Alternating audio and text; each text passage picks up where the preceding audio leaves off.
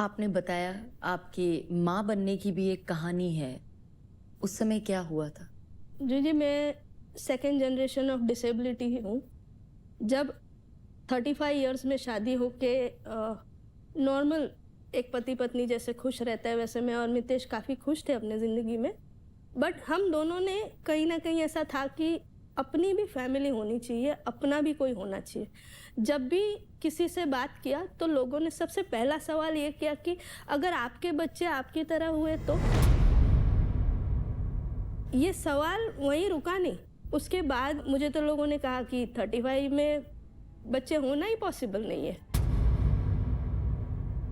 आपकी तो हाइट भी ऐसी है कि नहीं होगा। बट हुआ, नेचुरली कंसीव किया, और एक नहीं, ट्विंस।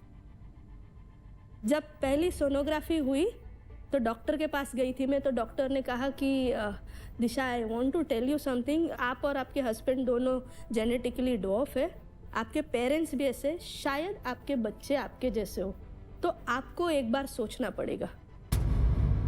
मैंने कहा मैंने सोच लिया, मैं दोबारा आपके पास कभी नहीं आऊंगी।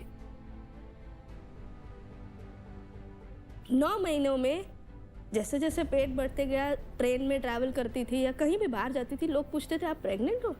अरे आपके बच्चे आपके जैसे होंगे तो मैं उन सबको बोलती थी, मैं दुआ करती हूँ कि मेरे बच्चे मेरे जैसे ही हो, क्योंकि अगर आप जैसे होंगे तो मुझे स्वीकार ही नहीं करेंगे।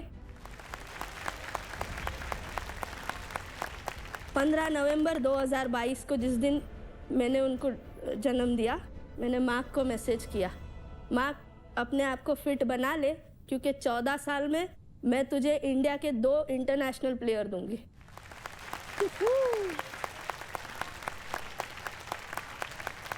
वो इंडिया के फर्स्ट डॉफ ट्विंस है।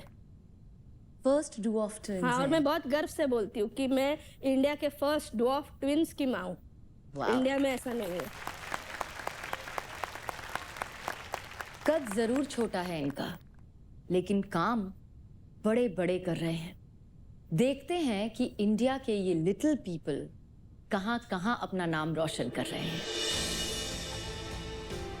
किसी ने कहा था, बड़े सपने देखने के लिए बड़ा कद नहीं, बड़ा जज्बा चाहिए।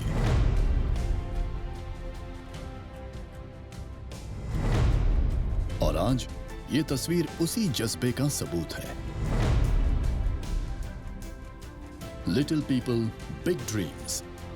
और ये है उन सपनों की जीती जागती तस्वीर।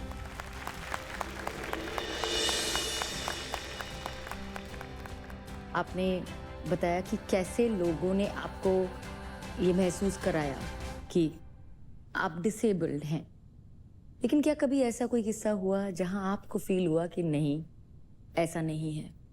मेरे पापा मुझे 2003 में सिविल हॉस्पिटल ठाणे लेके गए थे हैंडीकैप सर्टिफिकेट बनाने के लिए। वहाँ मैं फॉर्म भर रही थी डिसेबिलिटी का, और मेरे पास में एक लड़की आके खड़ी हुई, उसका नाम था पूजा, जो लगभग 90% ब्लाइंड थी। तो उसने कहा कि can you help me fill the form, मुझे थोड़ी सी मदद कर दो, मुझे पता नहीं चल रहा है। तो मैंने उसे एक एक चीज़ पूछी कि ठीक है ये आपकी डिसेबिलिटी है, और लिखते गई। फिर उसने मुझे कहा कि आप किसके लिए आए हो? तो मैंने कहा कि मैं मेरे लिए आई हूँ। तो कहा कि आपका क्या डिसेबिलिटी, आप भी ब्लाइंड हो? नहीं, मैं ब्लाइंड नहीं हूँ, मैं डॉफ हूँ। तो कहा वो क्या होता है? बौना, वो क्या होता है? हर भाषा में समझाने की कोशिश की, उसको समझ ही नहीं आ रहा था। फिर मैंने कहा कि हमारा ना कद ऐसा है छोटा, लेकिन जब मैं तेरे पास बैठूंगी तो तेरे जितनी लगूंगी, लेकिन मेरे हाथ और पैर छोटे हैं। तो बोले तो हैंडीकैप कैसे हुए? क्योंकि जब हाथ पैर सलामत है, चल फिर सकती हो, लिख सकती हो, बात कर सकती हो, तो हैंडीकैप कैसे हो? वो पूजा का ही नजरिया था जिसने मुझे एहसास दिलाया कि मेरे अंदर तो कामयाबी है, मेरे अंदर तो एबिलिटी है, और मेरे अंदर जवाब देने की ताकत है। तब पता चला कि पूजा के नजरिए से दुनिया को देखना शुरू करना पड़ेगा और सबको समान मानना पड़ेगा। और एक बात जूही जी, हम में से किसी ने भी डिसेबिलिटी को नहीं चुना, डिसेबिलिटी ने हमको चुना है ताकि हम बदलाव ला सके। और वो हम ला के रहेंगे। और आप लोगों ने एक बात और चुनी है, वो है हार न मानना।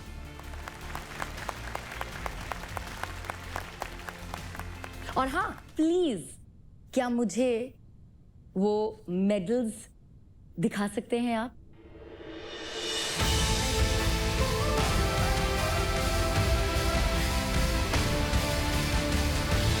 वाओ,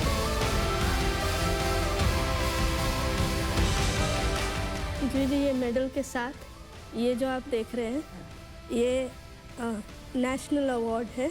राष्ट्रपति भवन से मुझे इस साल बुलाया गया था ताकि मैं अपने कम्युनिटी में बदलाव ला सकूं, और वो सारे इनके गोल्ड मेडल हैं, इंटरनेशनल। अमेजिंग। हमें अवार्ड्स मिलते हैं जब हम कुछ अच्छा काम करते हैं, लेकिन आपने सच में देश का नाम रोशन किया, और इतने सारे मेडल्स मैं सच में पहली बार देख रही हूँ। I want to tell you all, I'm proud of you. और आपने जिस तरह से लोगों का प्यार पाया, और वो जो 110 मिलियन व्यूज आपको मिले हैं, वो मैं कभी नहीं भूलूंगी, क्योंकि उसका भी जो वजन है ना, वो बहुत ज्यादा है। और आपकी लोकप्रियता ऐसे ही बढ़ती रहे, ये मैं दिल से प्रार्थना करती हूँ। मैम वो तो है ही है मैम, मगर आज हम बहुत ज़्यादा खुश हैं कि मैम हमको मौका मिला आपसे मिलने के, और हमको यहाँ आने के मौका मिला, वो हमारे लिए बहुत सौभाग्य की बात है मैम। थैंक यू से। चलिए अब सारे हीरोज के साथ एक फोटो हो जाए। आ जाइए, सब साथ मिलके फोटो खिंचाते हैं।